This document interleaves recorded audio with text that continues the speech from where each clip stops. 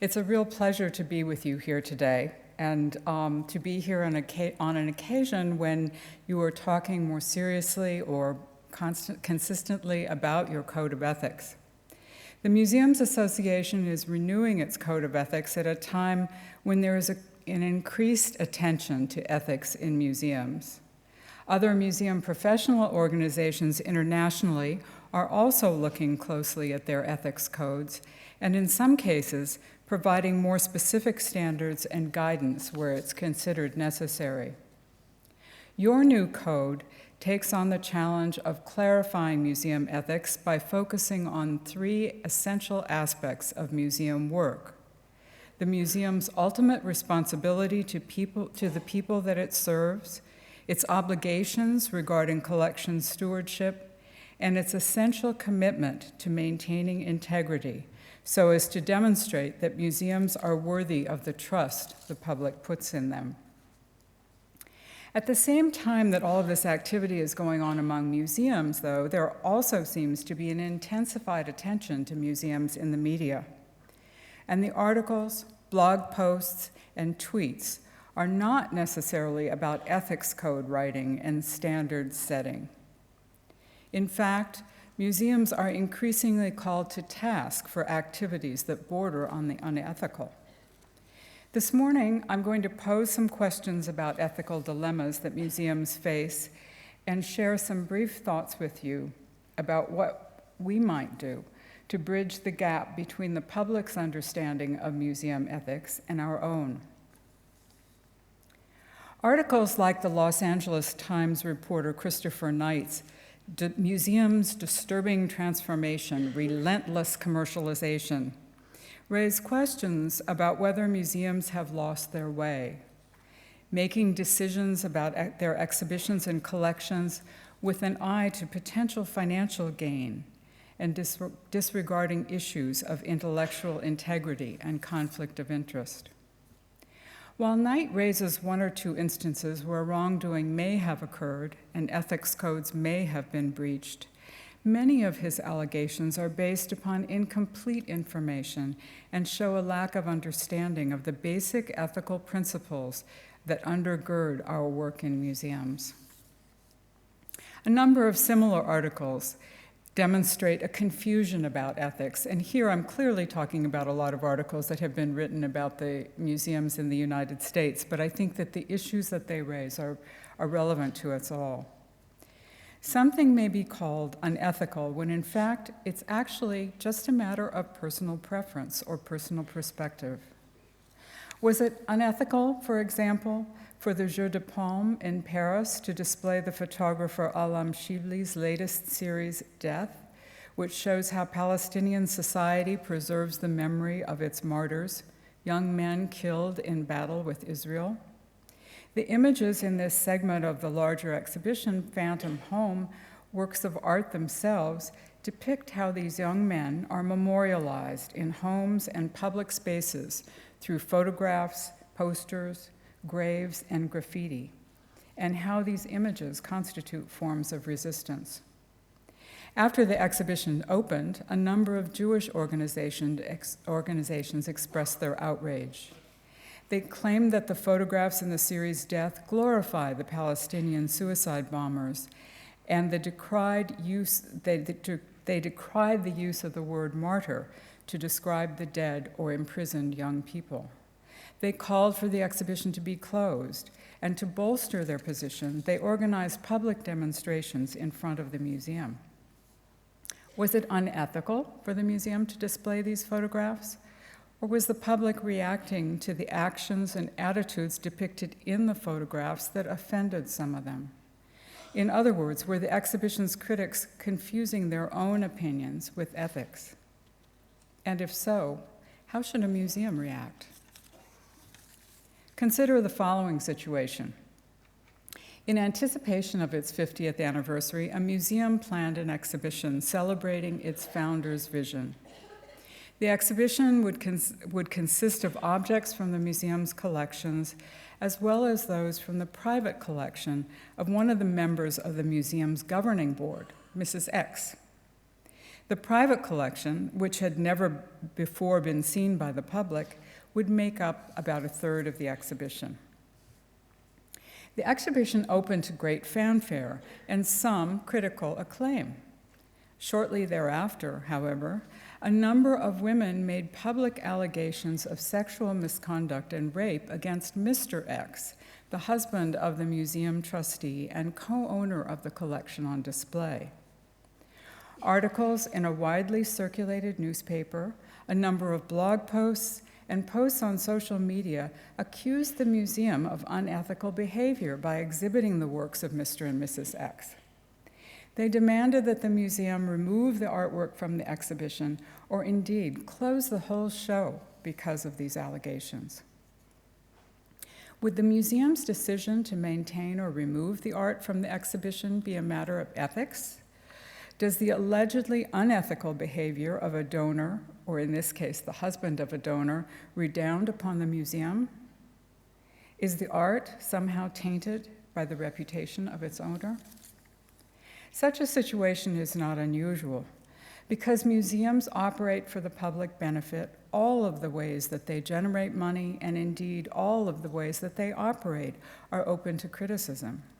It is important for the museum's leadership and management to be as open as possible about their decision-making to avoid the appearance of impropriety. The need to raise funds for museums has become a fact of life in the United States. Even museums supported by the government must seek private support for special projects, and even museums with generous endowments find that these endowments rarely generate enough income to satisfy their financial needs.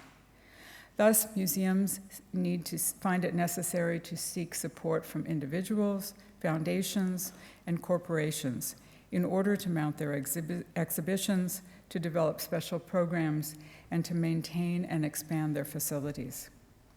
This situation challenges museums to deal with incidental aspects of fundraising that may involve ethical problems. For example, some donors may attempt to influence the content of a project they support. Others may expect special recognition or personal services in return for their contribution. As wealth becomes concentrated in the hands of fewer individuals and businesses, the sources from which we seek philanthropic dollars will decrease. Consequently, donors may subject museums to increased pressure to control the museum's use of the funds that they donate, creating potential conflicts of interest or the appearance of such conflicts. More and more, museums will be confronted with situations in which their integrity as independent educational institutions working to benefit the public will be tested, and they will need to be vigilant to ensure that they retain their reputations as reliable, responsible entities. Of course, museums have always been subject to pressure from donors, whether the donors give objects or contribute financial support. But with the increasing concentration of wealth and the rise of different kinds of support from businesses as well as social entrepreneurs, giving to museums has changed and is changing, and more challenges to the integrity of a museum's exhibitions and programs are arising. For example, in recent years, corporate support has evolved from relatively straightforward philanthropic contributions, usually made through a corporation's foundation or other entity created to demonstrate the corporation's social responsibility, to corporate sponsorships that are not giving benefit to society but contracting for marketing opportunities, and they're developed through the business's marketing or advertising arm. As a senior vice president for public relations of a major U.S. corporation that supports the arts wrote, "Sponsorships are much more focused on marketing and sales. When someone comes to us with a request to sponsor an event, we're looking for the heavy exposure of our logo. We want to build our brand. We want to enhance our market position. We're seeking to help build earnings. Often, We want to use sponsorships for customer entertainment, so the sponsorship has to be relevant and attractive to our customers. The dangers for museums in this change of emphasis is substantial. Beyond the obvious problem of sponsors determining which exhibitions are mounted, there is a more insidious issue.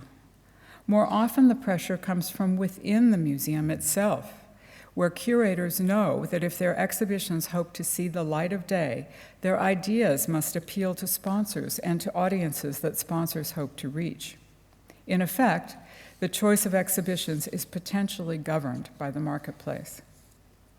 A museum often has to make difficult choices about where to draw the line between propriety and its need for support, between generating income and revenue and selling out, between accepting a helping hand and opening itself up to undue influence. There are no easy answers to these questions, but they must be raised and discussed among museum professionals. One would hope that the adoption of the new Museums Association Code of Ethics will be the opportunity for a series of continuing conversations regarding the ethical dilemmas faced by the field. For if we think only about ethics when a problem arises, we will be woefully unprepared to resolve it. Ethical dilemmas require dispassionate decision-making as well as careful consideration of the perspectives of all stakeholders and bystanders.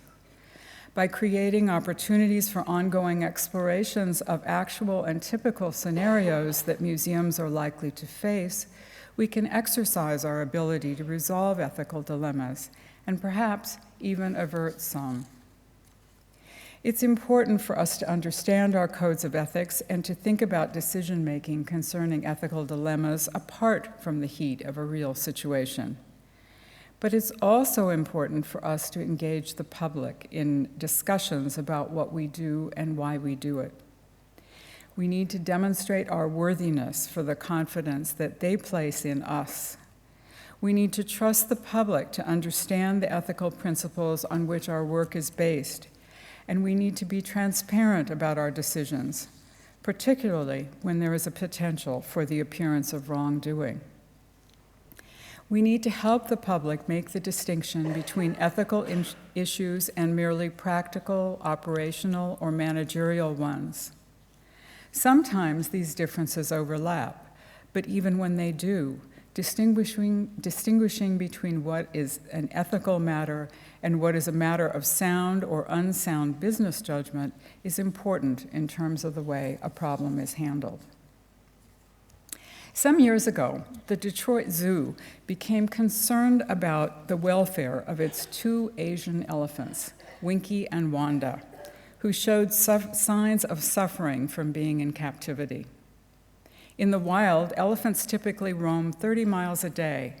They form strong social bonds and need a good deal of physical and intellectual stimulation. The Detroit Zoo housed their elephants in what was considered to be beyond a state-of-the-art facility. However, over time, Winky developed foot problems, and Wanda had chronic arthritis. Both of these conditions were exacerbated by Detroit's cold winters. The zoo staff realized that they were not able to do enough to meet all the physical and psychological needs of the elephants and began to discuss Winky and Wanda's retirement to an animal sanctuary in California. Not surprisingly, the zoo's internal conversations were leaked to the media. Soon, there were rumors that the zoo was going to get rid of its elephants. And they were much beloved by the people in Detroit. People could recite their lineage almost. They were such a part of people's lives. But instead of becoming defensive and trying to counter the rumors in the media alone, the zoo held a series of public meetings in which it explained the ethical dilemma that the zoo was facing. Was it more important, they asked the public, What was more important, they asked the public, the zoo's responsibility to conduct scientific research and be an educational resource for the public, keeping the elephants in front of the public for public display and interaction, or the zoo's responsibility to ensure the elephants' well-being. Instead of becoming outraged that their elephants would no longer be housed at the zoo and they could no longer take their children to see them, the public reacted positively. They helped support the zoo's decision in the media, and indeed helped provide the leverage that the zoo needed to gain approval from the American Zoological Association so that the elephants could be retired to a warmer climate. As a field, we need to remember the example of the Detroit Zoo and not fear, but embrace the task of cultivating a public understanding of museum ethics. When we engage in conversations among ourselves and think through the ethical challenges that we may encounter, we will be better prepared to engage the public in understanding the critical role that museums play today, and thereby gain their support to help us continue to be the incomparable cultural and educational resources that we are well into the future. Thank you.